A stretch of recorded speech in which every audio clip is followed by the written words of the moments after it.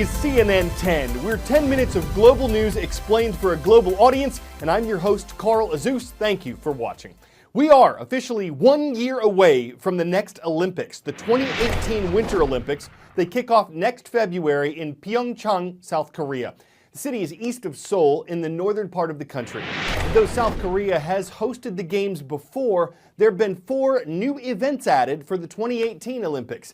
Alpine skiing will have a mixed team event. Curling will have a mixed doubles event. Speed skating will have what's being called a mass start event. And for snowboarders, a big air event makes its debut.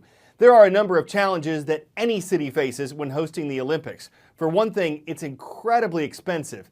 Billions and billions are spent. Venues have to be built. Security has to be arranged. Host countries are under the international media microscope for everything from their weather to how they manage housing changes to their political conditions. South Korea's president, Park Geun-hye, was impeached in December, and a court is deciding whether to permanently remove her from power as a major investigation is made concerning the nation's political scandal. But on the other side of those challenges is the chance for Pyeongchang to shine as the backdrop of a beloved international sporting event, one that brings together athletes, families, fans, and photographers from all corners of the globe. We are less than 1 year until the 2018 Winter Games begin in Pyeongchang. You know, as far as how things are going, no major issues so far. Organizers say they are largely happy with the progress that has been made. The majority of the infrastructure needed for this event has been built already.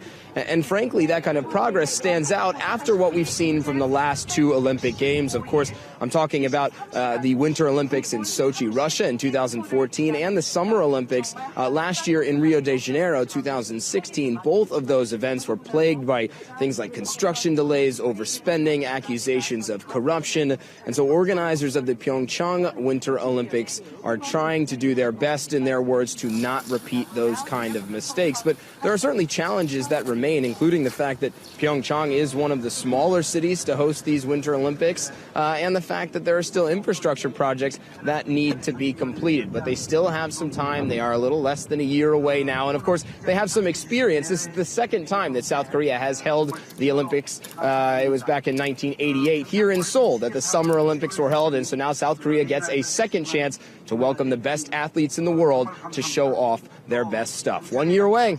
Matt Rivers, CNN, Seoul. 10-second trivia. The enhanced Fujita scale is used to measure the intensity of what? Tsunamis, tornadoes, hurricanes, or earthquakes?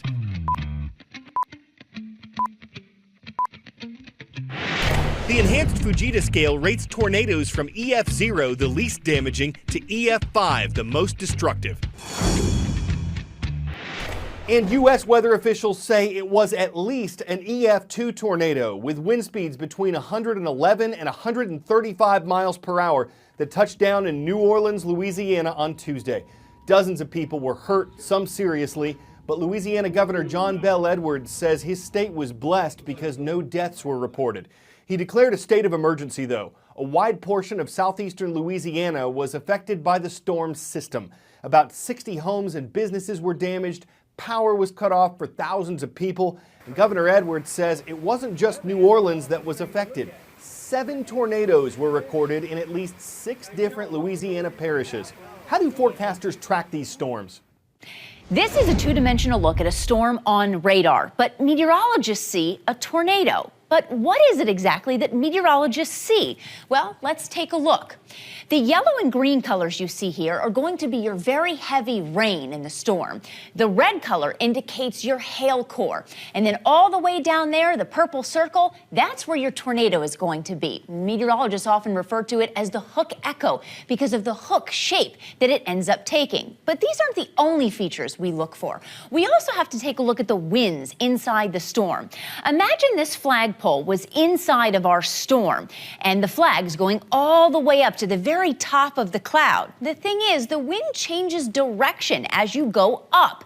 So this naturally creates that rotation necessary for funnel clouds and also even tornadoes. So now let's take a look at the base of that storm.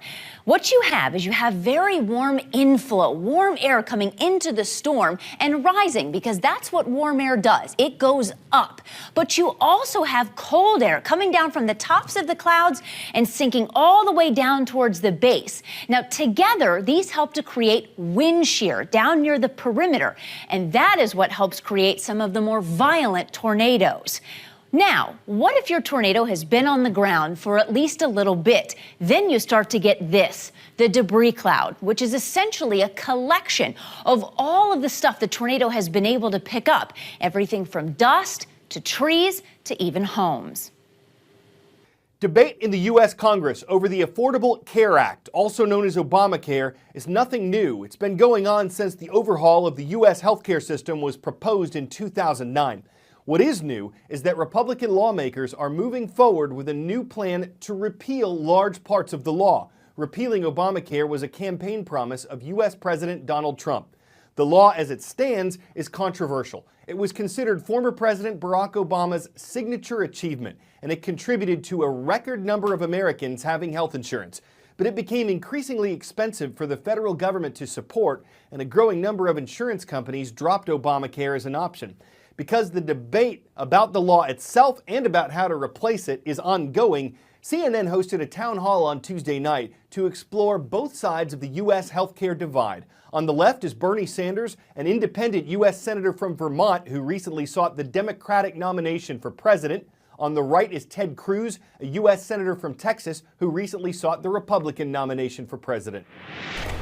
It was built on an edifice of lies. Senators Bernie Sanders and Ted Cruz facing off over President Trump's promise to repeal and replace Obamacare. Should Congress move swiftly to repeal Obamacare? Absolutely. The absolute repeal of Obamacare without improvements in it, without a plan to make it better, would be an absolute disaster. The two senators laying out sharply contrasting views of health care in America. What is a right is access to health care. What is a right is choosing your own doctor. Go out and get a really great health insurance program. Oh, you can't do it because you can't afford it. All right? That's what he's saying. Access to what? You want to buy one of Donald Trump's mansions? You have access to do that as well. Oh, you can't afford $5 million for a house? Sorry. The duo finding common ground on problems in American health care. You know who's making out like gangbusters? The insurance companies and those in government whose solution is let's have even more government control. This thing isn't working. You know, Senator here Sanders. I find myself in agreement with Ted. He's right. But disagreeing on solutions. Let's work together on a Medicare for all single-payer program. So we're finally going to get insurance companies, private insurance companies, out of our lives. The answer is empower you, give you choices, lower prices, lower premiums, lower deductibles. Cruz arguing that proposals to replace Obamacare will continue to protect people with pre-existing conditions, a key tenet of the law. All of them prohibit insurance companies from canceling someone because they got sick. They prohibit insurance companies from jacking up the insurance rates because they got sick or injured. God, I cannot believe what you just said. It's in direct contradiction to everything you ran for president on. Sanders also giving tough advice for this salon owner, feeling restricted by the law. How do I grow my business? How do I employ more Americans without either raising the prices to my customers or lowering wages to my employees? I'm sorry. I think that in America today, everybody should have health care. If you have more than 50 people, yes, you should be providing health insurance.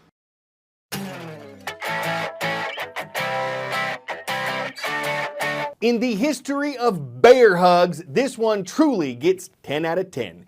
In the don't try this at home category, a 23-year-old bear who was rescued and the man who rescued him. The animal's named Jimbo. He lives at the Orphaned Wildlife Center in New York State. And the 9-foot-tall, 1,500-pound Kodiak has, as you can see, an unusually close bond with Jim Kowalczyk, a retired corrections officer who rehabilitates bear cubs that can't survive in the wild. If you find it hard to believe that Cody actually happened, there certainly is cause for concern. Bears in the wild are well known to Kodiak attack people, but that one doesn't Jim bow to peer pressure. While it might seem unbelievable, Jimbo gives all her signs of friendliness. That puts today's show in the Roar View. I'm Carl Azuz for CNN 10.